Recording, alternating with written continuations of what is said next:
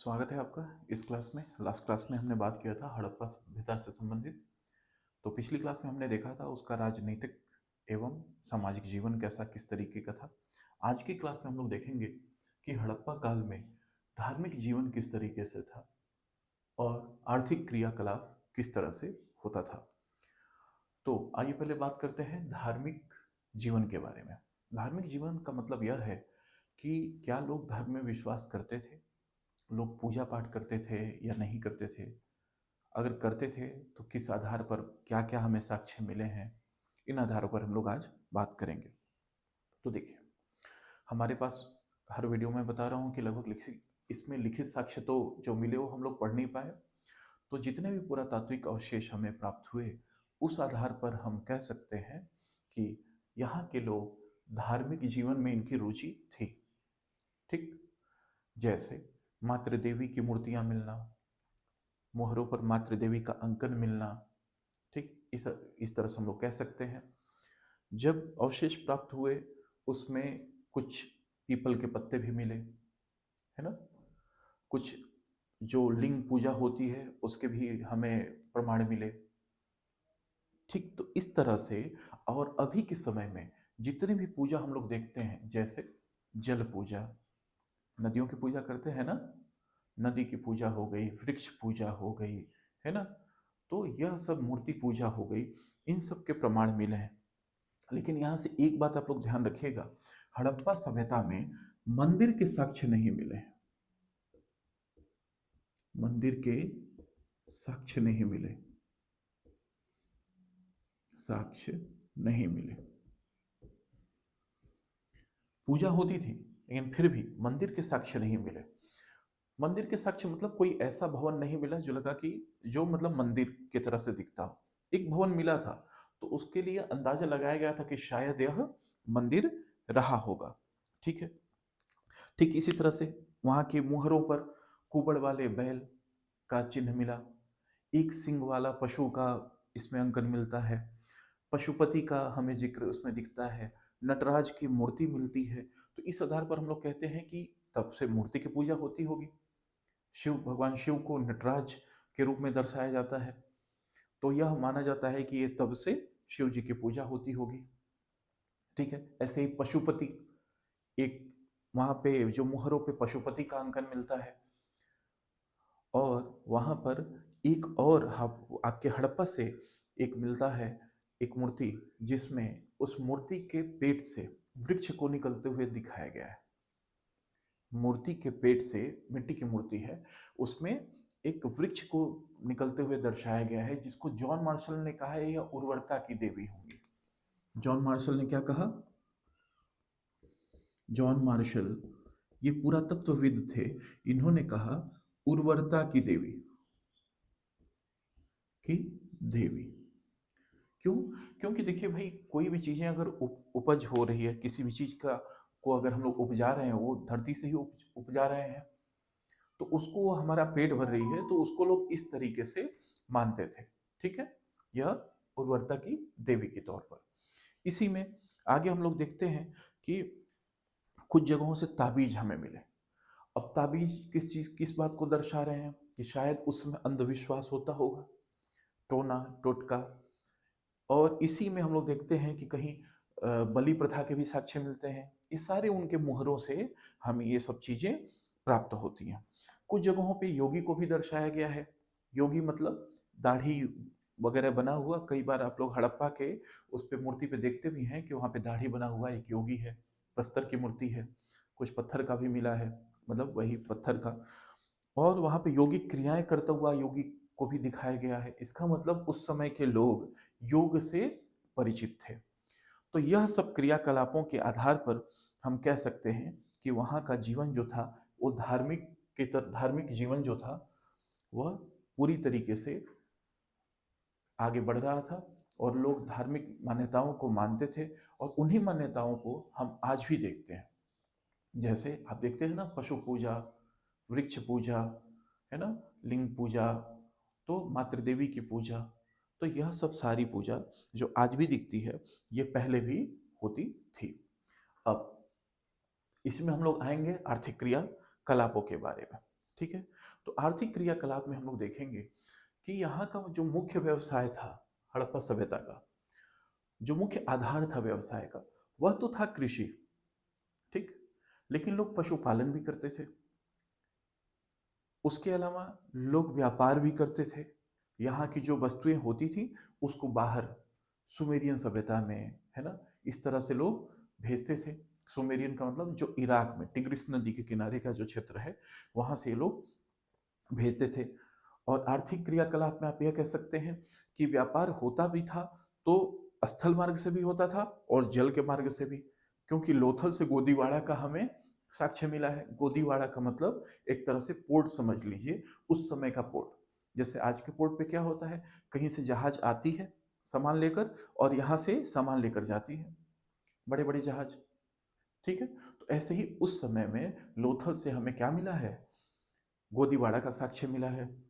यह सब क्रियाकलाप उस समय होते थे। अब इन्हीं में हम लोग आगे जब देखेंगे कि आखिर में जब इतना उन्नत था हमारा आर्थिक क्रियाकलाप, तो उसके पीछे मुख्य आधार क्या था। जैसे हमने बात किया कि कृषि वहां का मुख्य पेशा था, तो होता क्या था आखिर में, ऐसी कृषि में ऐसा क्या ही हो जाता था। देखिए, ये तो सिंधु नदी घाटी का जो क्षेत्र था, सिंधु नदी में लगभग हर साल बाढ़ आती थी, अभी भी आती है। पंजाब परेशान रहता है।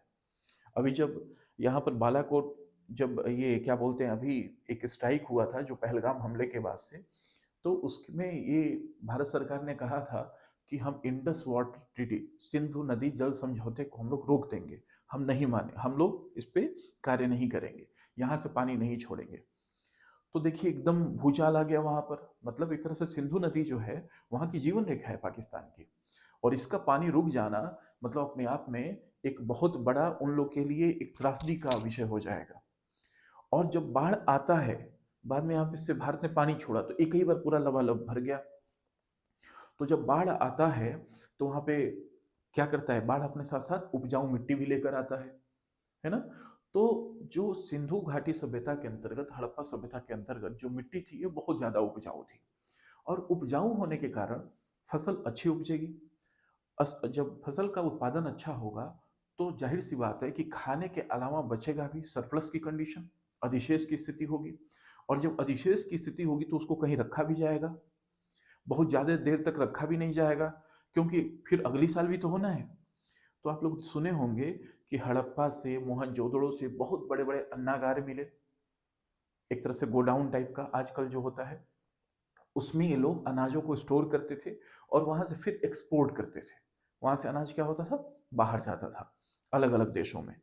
तो यह सब हमारे उन्नत कृषि को, अब कृषि में एक चीज और भी पता चलता है वहां से, क्या कहीं हल के साक्ष्य मिले क्या, तो हल के साक्ष्य हमें कहीं नहीं मिले। लेकिन बनावली एक जगह थी, कालीबंगा भी थी, जहां से जुते हुए खेत के साक्ष्य मिलते हैं। अब हल है नहीं, जुतेगा कैसे, तो देखिए उस समय तक लोहे का आविष्कार नहीं हुआ था। तो इसका मतलब यह सोचा जा सकता है कि लोग जो हैं लकड़ी के हल का प्रयोग करते थे, लकड़ी को इस तरह से बना लेते थे कि ताकि वह खेतों की जुताई कर दे। जब फसल होती थी तो उसको काटते कैसे थे भाई, तो काटने के लिए वो लोग पत्थर के ही हंसिए को ऐसे बनाते थे, पत्थर से हंसिए बनाते थे, उससे फसल को काटते थे। ठीक है। 9 प्रकार की लगभग लगभग किस्में, 9 किस्म के लगभग लगभग फसल की बुआई होती थी, जिसमें गेहूं था, धान था, उसके अलावा जौ। गेहूं और जौ तो इनको, इनका जैसे सबसे ज्यादा प्रचलित था, जो मेहरगढ़ से मिलता है। वहाँ बलूचिस्तान एक क्षेत्र है जहाँ पर मेहरगढ़ एक जगह है, वहाँ से गेहूं और जौ के साक्ष्य मिले हैं, सबसे पुराने साक्ष्य भी वहीं से मिले हैं कृषि का। ठीक है। तो गेहूं हो गया, जौ हो गया, मटर हो गया, है ना, कपास हो गया, उसके बाद से तरबूज हो गया, खजूर हो गया। ठीक। ये सब चीजें उन लोग क्या करते थे, उत्पादित करते थे। अब जब उत्पादन होता था तो लोग इसको एक्सपोर्ट भी करते होंगे, तो इसको लोग बेचते भी थे। और यहाँ के लोगों को मेलुआ कहा जाता था। सुमेरियन सभ्यता में जो सिंधु घाटी सभ्यता या हड़प्पाई लोगों को, जो सिंधु के किनारे रहते थे, इनको मेलुआ कहा जाता था। क्या कहा जाता था, मेलुआ। एक बहुत अच्छा नॉवेल भी आता है ना, एक मेलुआ करके, बहुत अच्छा नावल भी था, तो उसको आप लोग चाहें तो पढ़ सकते हैं। ये मेलुआ कहा जाता था। आज के टाइम में अगर गांव में कह दीजिए किसी को तो सब चिढ़ाने लगेंगे, किसी का नाम मेलुआ मेलुआ करके, है ना। तो ये सब यहाँ के व्यापारियों को, और सुमेरियन सभ्यता वाले कहते थे कि ये जो मेलुआ वाले हैं ये काले हैं व्यापारी, वो गोरे होते होंगे यहाँ से, तो हम लोग को काले कहते थे, मतलब सिंधु घाटी सभ्यता के लोगों को। ये लोग अपना सामान वहां भेजते थे। अब सामान भेजते थे तो जो मुख्य आधार था, ऐसा नहीं था कि यहाँ के लोगों के पास पैसा था, नहीं, वहां पर वस्तु विनिमय प्रणाली थी। क्या थी? वस्तु विनिमय प्रणाली। वस्तु विनिमय प्रणाली, जिसको बार्टर सिस्टम भी कहा जाता है। Barter system. कई बार आप लोग सुने होंगे दादा जी लोगों से या अपने पुराने घर के लोगों से कि पहले पैसे से कोई सामान नहीं खरीदता था। अगर सामान का आवश्यकता होता था तो लोग अपने घर से अनाज लेकर जाते थे और उसके बदले जो भी जरूरत की चीजें हैं उनको मिल जाती थी। ठीक, इसको बोलते हैं बार्टर सिस्टम। ठीक, तो उस समय जो सुमेरियन सभ्यता के लोगों को जो आवश्यकता होती थी, जैसे कपड़ों की, है ना, अनाज खान जो यहाँ पे उत्पादन होता था, इन अनाज की आवश्यकता होती थी, तो लोग अनाज लेते थे और उसके बदले वो लोग क्या देते थे हड़प्पाई लोगों को? कोई सोना देता था, कोई चांदी देता था। इसका मतलब जो व्यापार था यह बहुत ही उन्नत था और मुख्य आधार था यहाँ का।